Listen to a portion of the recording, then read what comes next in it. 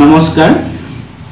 প্ৰথমতে সমূহ অসমবাসীৰ লগতে ময়ো শেষ শ্ৰদ্ধাঞ্জলি জ্ঞাপন কৰিছোঁ সেই দুজন মহান শিল্পীলৈ, অভিজিত আৰু নিৰুপললৈ, যি দুজনে কেৱল মাত্ৰ ছ'চিয়েল মিডিয়াৰ অপপ্ৰচাৰৰ বলি হৈ নিজ মাতৃভূমিতে নিজ ভাইৰ সৈতে ভাইৰ হাতত মৃত্যুক সাৱটি ল'বলগীয়া হ'ল। এই ক্ষেত্ৰত মই মোৰ নিজৰ ব্যক্তিগত কেইটামান কথা ক'বলৈ লৈছোঁ এই কাহিনীটোৰ লগত জড়িত। প্ৰথম কথা হৈছে কি, অসমীয়াই পাহৰি গৈছে নেকি যে অসমীয়াৰ প্ৰকৃত সংজ্ঞা কি। কাৰণ সেইজন ব্যক্তিয়ে হাজাৰবাৰ চিঞৰি কৈছিল মই অসমীয়া, কিন্তু তাত কোনো গুৰুত্ব দিয়া ব্যক্তি কোনো নাছিল। তেওঁলোকে কেৱল সেই ঘটনাটো হাঁহি ধেমাচাৰ মাজেৰে ৰং চাবলৈ বিচাৰিছিল।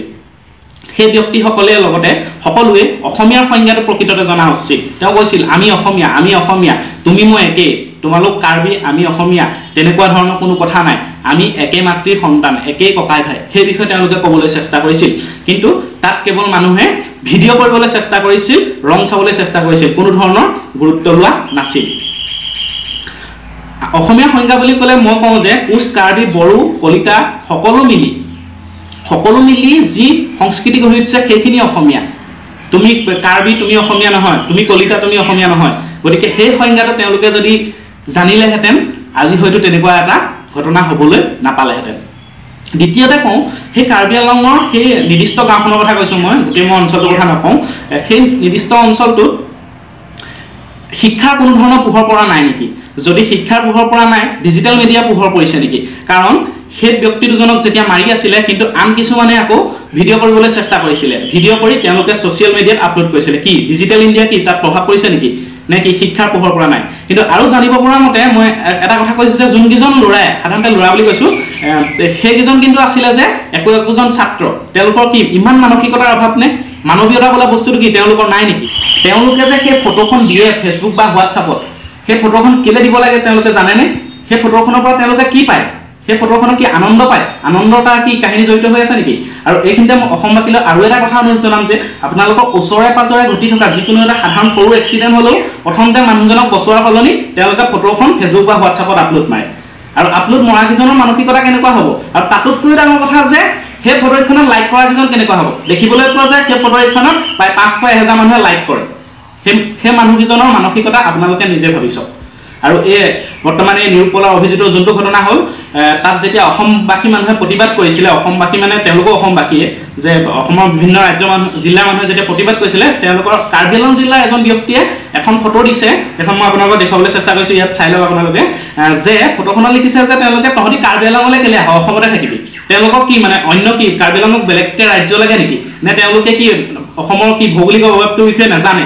মানে কি তেওঁলোকে নাজানে যে অসম কি কাৰ্বি আংলং যে অসমৰ এখন জিলা, সেই বিষয়ে তেওঁলোক জ্ঞাত নহয়। মানে সম্পূৰ্ণৰূপে যে তেওঁলোক শিক্ষিত নহয় বা যে তেওঁলোকৰ যে শিক্ষাৰ ক্ষেত্ৰত জ্ঞান নাই, সম্পূৰ্ণৰূপে এইটো ক্ষেত্ৰৰ পৰা প্ৰমাণিত হৈ গৈছে। তাৰপিছত আৰু এটা কথা মই এইকণতে কৈ থওঁ যে শিক্ষাৰ পোহৰ নাই বুলি ক'লে মোৰ হয়তো ভুল কোৱা হ'ব, কাৰণ বহুতো কাৰ্বি মানুহ আহি যে বিভিন্ন জিলা বা অন্যান্য অঞ্চলতো পঢ়িবলৈ আহি আছে। গতিকে কিন্তু সেই অঞ্চলৰ ব্যক্তিখিনিক কিন্তু মই অশিক্ষিত বুলি ক'বলৈ কমেই, কিয়নো তাৰ মাজত যদি এজন বা দুজন ব্যক্তি ওলালেহেঁতেন, 100 মানুহে তেওঁলোকক মাৰি আছে, তাৰ মাজত যদি দুজন ব্যক্তি ওলালেহেঁতেন আজি হয়তো সেই শিল্পী দুজনৰ মৃত্যু হ'বলগীয়া নহ'লহেঁতেন। তৃতীয়টো কথা কওঁ যে আৰক্ষীয়ে কি কৰি আছিলে সেই সময়ত। মই আপোনালোকক এখন ফটো দেখুৱাইছোঁ, আপোনালোকে ফটোখন চাই লওক যে সেই শিল্পী দুজনক যেতিয়া তেওঁলোকে মাৰি আছিলে, মানে তেওঁলোকক হত্যা কৰিবলৈ চেষ্টা কৰি আছিলে, সেই সময়ত আৰক্ষীয়ে ফটো তুলি আছিলে।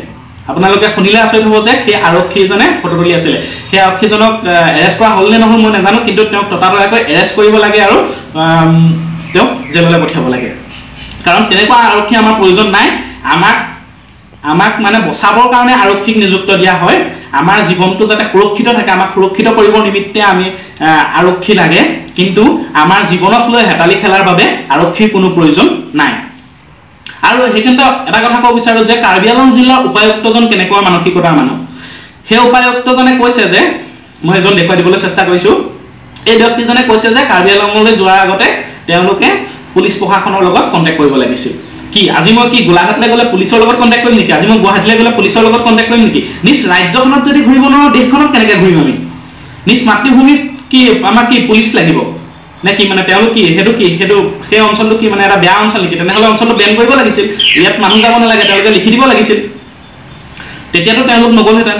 গতিকে আমি সেই পুলিচ সেই যোনজন উপায়ুক্ত সেই উপায়ুক্তজনকো যাতে উপায়ুক্ত পদৰ পৰা হটাই এই ব্যক্তিকেইজনক যদি শাস্তি দিয়া হয় তেতিয়াহে আমি মানে প্ৰকৃত যোনজন মানে হত্যা কৰি ধৰিব পাৰিলে বুলি আমি মানিব পাৰিম।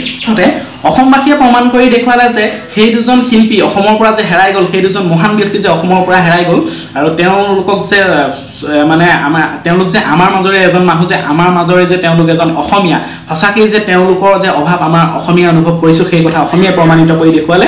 তেওঁলোক এই দুজন শ্বহীদ যাতে মৰিও আমাৰ মাজত অমৰ হৈ থাকে, সেইবাবে প্ৰতি ঘৰ অসমীয়াই জাতি ধৰ্ম নিৰ্বিশেষে তেওঁলোকক এগছি বন্তিৰে তেওঁলোকক যাতে শেষ শ্ৰদ্ধাঞ্জলি জ্ঞাপন কৰিবলৈ প্ৰতি ঘৰ মানুহতে প্ৰতিজন অসমীয়াই চেষ্টা কৰিছে জাতি ধৰ্ম নিৰ্বিশেষে। অসম আৰক্ষীয়ে 16জন ব্যক্তিক এই কাহিনীটোৰ লগত জড়িত 16জন ব্যক্তিক আটক কৰিবলৈ সক্ষম হৈছে, আৰু এজন ব্যক্তিৰ নামটো আলফা, তেওঁৰ কাৰণে যে তেওঁক কিবা সোপা ধৰা বুলি ক'লে, তাৰপিছতে পৰৱৰ্তী সময়ত এই জঘন্য কাণ্ডটো হ'বলৈ হ'ল বুলি তেওঁলোকে মন্তব্য প্ৰকাশ কৰিছে। মই অসম আৰক্ষীকে অনুৰোধ জনাম যে এই 16জন ব্যক্তিক মুকলিমূৰীয়াকৈ ফাঁচি দিব লাগে, আৰু ইয়াৰ লগত যোনখিনি জড়িত আৰু ব্যক্তি জড়িত হৈ আছে তেওঁলোকক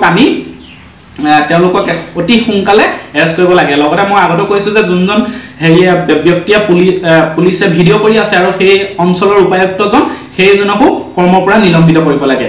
আৰু এইটোত যদি আৰক্ষীয়ে অতি কঠোৰ ব্যৱস্থা লয়, কাৰণ তেওঁলোকক যদি জেললৈ নিয়ে চাব, তেওঁলোক 3 মাহ থাকিব, 6 মাহ থাকিব, এবছৰ থাকিব, তাৰপিছত ওলাই আহিব, পুনৰ হত্যা কৰিব যে মই 3 মাহ থাকি ওলাই আহিলোঁ আৰু মাৰিম। কিন্তু যদি তেওঁলোকক ফাঁচি দিয়ে, আজীৱন কাৰাদণ্ড দিয়ে, তেওঁলোকে কিন্তু ভৱিষ্যতে অসমত এনেকুৱা কাৰ্য নহয়। আৰু মই লগতে অসমবাসীৰ অন্যান্য জিলাসমূহৰ ব্যক্তিখিনিয়ে অনুৰোধ জনাম যে সেই অঞ্চলৰ কেৱল সেই মানুহখিনিহে মানসিকতা বেয়া বুলি ক'ব লাগিব।